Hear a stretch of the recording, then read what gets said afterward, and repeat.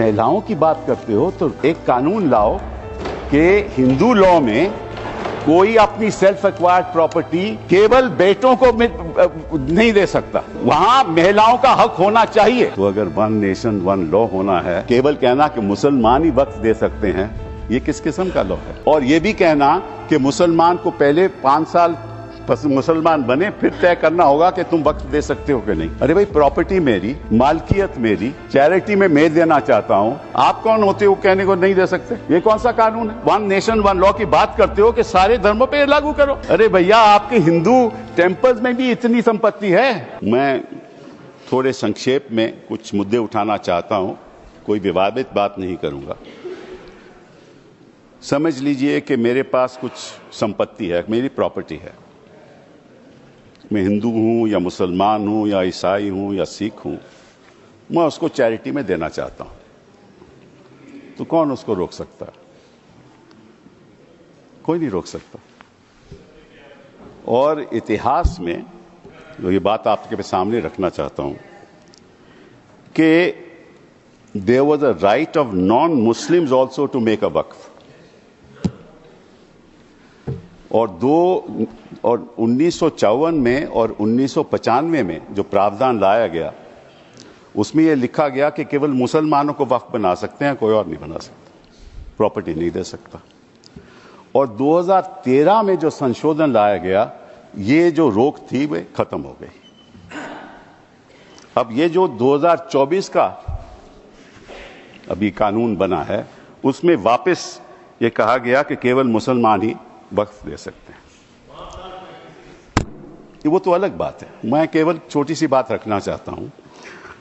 मैं as far as the 17th century, and I'll give you a judgment of the Madras High Court, which observed that it is common for the Hindu zamindars to have Muslims in their territories to make Muslim endowments.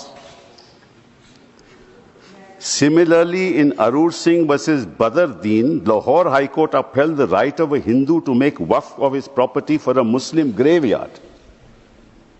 After independence, Nagpur High Court upheld the right of a non-Muslim to create waqf. और हमारे प्रधानमंत्री जी, इनकी मैं बड़ी इज्जत करता हूं, हमेशा कहते हैं वन नेशन वन लॉ। तो अगर वन नेशन वन लॉ होना है तो बताइए भाई साहब कि ये केवल कहना कि मुसलमान ही वक्फ दे सकते हैं, ये किस किस्म का लॉ है?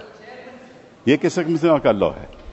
और ये भी कहना कि मुसलमान को पहले 5 साल मुसलमान बने फिर तय करना होगा कि तुम वक्फ दे सकते हो कि नहीं। अरे भाई, प्रॉपर्टी मेरी, मालकियत मेरी, चैरिटी में मैं देना चाहता हूं, आप कौन होते हो कहने को नहीं दे सकते? ये कौन सा कानून है? ये छोटी सी बात है, ये कौन सा कानून है? मैं हिंदू हूं, हिंदू होकर भी मैं दे सकता हूं। ये तो मेरी मर्जी है ना, प्रॉपर्टी तो मेरी है, आपका तो कोई हक नहीं। तो पहली बात तो ये कि ये आपने प्रावधान रखा क्यों? अगर आप वन नेशन वन लॉ की बात करते हो कि सारे धर्मों पे लागू करो, कोई भी दे सकता है। पहली बात ये। दूसरी बात, एक नड्डा साहब ने बड़ी अच्छी कही कि देखिए ये कितनी एकर्स प्रॉपर्टी औकाफ की है, वक्फ की है। मैं उनको बताना चाहता हूं कि देयर आर 32 वक्फ बोर्ड्स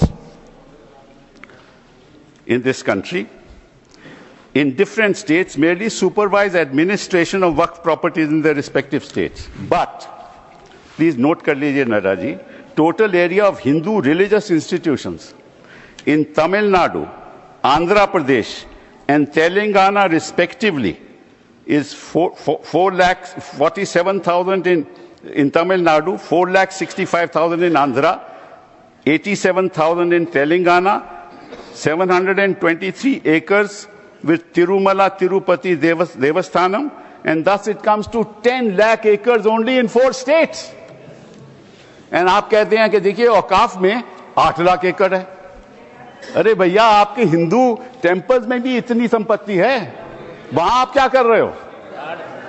वहां आप क्या कर रहे हो? बाकी स्टेट्स में देखो ना। अच्छा, और ये नहीं कि हर धर्म में सुधार नहीं होना चाहिए, उतार होना चाहिए, मैं आपके साथ सहमत हूं। हिंदू धर्म में भी सुधार लाना चाहिए, लाना चाहिए ना, हिंदू धर्म भी सुधार लाना चाहिए।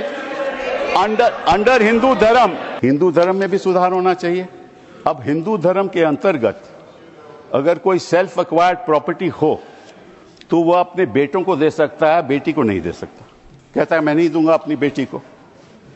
इस्लाम में भी है कि भाई को ज्यादा मिलेगा और बेटी को कम मिलेगा। इस्लाम में भी यह है। वहां वक्त से द्वारा सुधार हो सकता है, यहां कोई सुधार नहीं हो सकता। तो आप अगर महिलाओं की बात करते हो तो एक कानून लाओ कि हिंदू लॉ में कोई अपनी सेल्फ एक्वायर्ड प्रॉपर्टी केवल बेटों को नहीं दे सकता, वहां महिलाओं का हक होना चाहिए।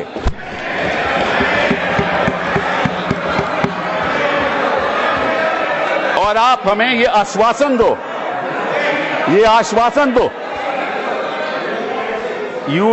you make a commitment in this house that you will bring a law which will protect the right of daughters when they want to give away their self acquired property. दूसरी बात ये मैं आपके सामने रखना चाहता था। तीसरी बात मैं आपने सामने रखना चाहता हूं। आपने कहा, और ये बात आपको वैसे जाननी चाहिए, शायद मालूम नहीं आपको बताया या नहीं, लेकिन ये जो बोर्ड है ये स्टैट्यूटरी बोर्ड है, पहले भी था। इसमें कोई नॉमिनेट नहीं होता था। मैं आपको बताता हूं क्या वो स्टैट्यूटरी बोर्ड था।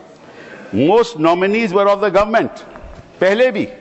MPs are there, judges of Supreme Court, High Court, civil servants were there, and the chief executive officer of the board is a civil servant.